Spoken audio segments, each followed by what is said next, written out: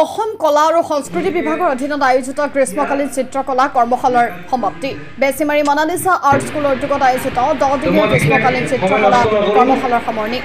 বেছিমাৰী ছোৱালী মধ্য ইংৰাজী বিদ্যালয় প্ৰাংগণত চলিত মাহৰ 10 জুলাইৰ পৰা 20 জুলাইলৈ অসম কলা আৰু সংস্কৃতি বিভাগৰ অধীনত মনালিসা আৰ্ট স্কুলৰ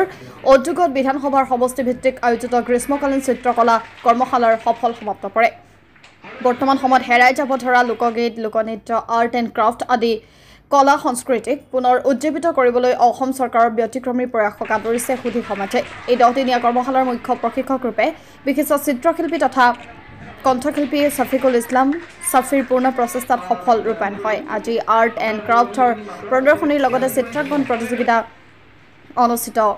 কৰি বিভিন্ন বিভিন্ন শাখাৰ ছাত্ৰ-ছাত্ৰীসকলক পুৰস্কৃত কৰাৰ লগতে অনুষ্ঠানটিৰ লগত জড়িতসকলক কৃতজ্ঞতা পত্ৰ প্ৰদান কৰা হয় এই কৰ্মশালাত অংশগ্ৰহণ কৰা তিনিটা শাখাত প্ৰথম দ্বিতীয় আৰু তৃতীয় শ্ৰেষ্ঠৰ লগতে প্ৰতিগৰাকী প্ৰশিক্ষাৰ্থীক অসম চৰকাৰৰ অধীনত অংশগ্ৰহণকাৰী মানপত্ৰ প্ৰদান কৰে সামৰণি অনুষ্ঠানটিত কেইবাগৰাকীও বিশিষ্ট শিক্ষাবিদ সমাজকৰ্মী চিত্ৰশিল্পী কণ্ঠশিল্পী উপস্থিত থাকে সকলোৱে মনালিসা আৰ্ট স্কুলৰ এই কৰ্মক ভূয়সী প্ৰশংসা কৰে news desk voice of Assam जोरदार क्लियर दिया द्वितीय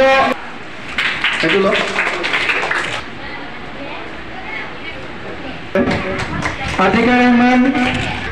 ट्रफी प्रदान কৰিবলৈ মই নিশ্চিতভাৱে ক'ব লাগিব অকল মই নহয় মোৰ লগত এই অঞ্চলৰ গোটেই যিখিনি অভিভাৱক অভিভাৱিকা আছে শিক্ষিত সমাজ আছে গোটেইখিনি সহযোগ আগবঢ়াইছে যথেষ্ট সঁহাৰি পাইছোঁ আৰু খুবেই ভাল লাগিছে 10 দিনত যিমানখিনি চেষ্টা কৰিছোঁ ল'ৰা ছোৱালী ভাল ফল দেখাইছে তো অনাগত দিনত এনেকুৱা ইয়াতকৈ আৰু ব্যতিক্ৰম অনুষ্ঠান অনুষ্ঠিত কৰিব চেষ্টা কৰিম তাৰে আশাবাদী আপোনালোক নিশ্চয় নিশ্চয় আজিৰ যি চিত্ৰকলা কৰ্মশালা তাৰ বাবে যি আয়োজন আৰু আয়োজক হ'ল আমাৰ সফিকুল ইছলাম সাফি তেখেত এজন আন্তঃৰাষ্ট্ৰীয় মানৰ শিল্পী আৰু তেখেতৰ প্ৰতিভাখিনি আমাৰ মানে যি বাচ্চা মানে উঠি অহা সৰু সৰু বাচ্চাখিনিক তেওঁ প্ৰতিভাখিনি বিলাইছে আজি খুবেই আমি আনন্দিত হৈছোঁ এই অনুষ্ঠানত আহি যে আমাৰ মুছলিম প্ৰধান এলেকাত কো কাৰিকুলাৰ এক্টিভিটিছৰ ওপৰত ইমান চৰ্চা নাই তো সফিকুল ইছলাম ডাঙৰীয়াই যি উদ্যোগ লৈ যি এটা আলোড়ন সৃষ্টি কৰিছে অনাশৈক্ষিক দিশত তাৰ বাবে আমি খুবেই আনন্দিত খুবেই আপ্লুত আজি আপোনালোকে দেখিছে কেৱল মাত্ৰ 10 দিনীয়া এটা কৰ্মশালাৰ পৰাই আমি আপোনালোকে কিছু আউটকাম দেখাব পাৰিম এইখিনি আমি কৰিছোঁ সৰু সৰু বাচ্চাখিনি আঁকিব পৰা শিকিছে আকৃষ্ট হৈছে তো আমি এই অঞ্চলৰ ৰাইজ এই অঞ্চলৰ অভিভাৱক শিক্ষক শিক্ষয়িত্ৰী আটাই আমি অতি সুখী আনন্দিত যে সফিকুল ইছলামে আগবাঢ়ি আমাৰ বাচ্চাখিনিক অনাশৈক্ষিক দিশত আগবঢ়াই নিয়াৰ কাৰণে যি চেষ্টা কৰিছে তাৰ বাবে আমি তেখেতক ধন্যবাদ জনাইছোঁ আৰু কৃতজ্ঞতা জনাইছোঁ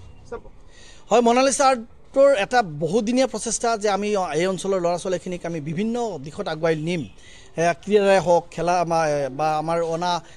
শৈক্ষিক দিশত যেনে আবৃত্তি হওক ছবি আঁকাই হওক গীত মাতেই হওক তেওঁলোকৰ চেষ্টা অব্যাহত আছিলে আৰু আমি যিহেতু আমি এটা পিছপৰা অঞ্চলৰ বাসিন্দা আমি ইমান হয়তো আগভাগ ল'ব পৰা নাছিলোঁ কিন্তু তেখেতসকলৰ যি মানে প্ৰচেষ্টা বহুদিনীয়া প্ৰচেষ্টা সেই প্ৰচেষ্টা নিশ্চয়কৈ এতিয়া ভাল ফল এটা পাইছে আৰু অনাগত দিনত আমাৰ ৰাইজো বুজিছে যে অনাগত দিনত আমাৰ এই শৈক্ষিকৰ লগত অনশৈক্ষিক পৰিৱেশ যিটো আমাৰ সেইটো আমি অব্যাহত ৰাখিম আগবঢ়াই নিম নিশ্চয় মনালিসা আৰ্ট এনে এটা অনুষ্ঠান যি অনুষ্ঠান আমাৰ ওচৰে পাজৰে থকা প্ৰায় 20খন 25খন বিদ্যালয়ৰ ছাত্ৰ ছাত্ৰীক আগুৱাই নিয়াত সহায় কৰিছে অনাশৈক্ষিক দিশত